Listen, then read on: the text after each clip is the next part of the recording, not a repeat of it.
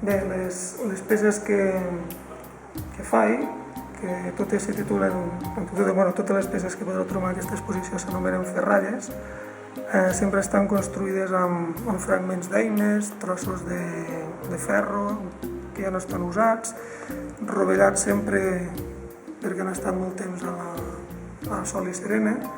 i simplement és qüestió de buscar una mica l'equilibri entre les diferents formes,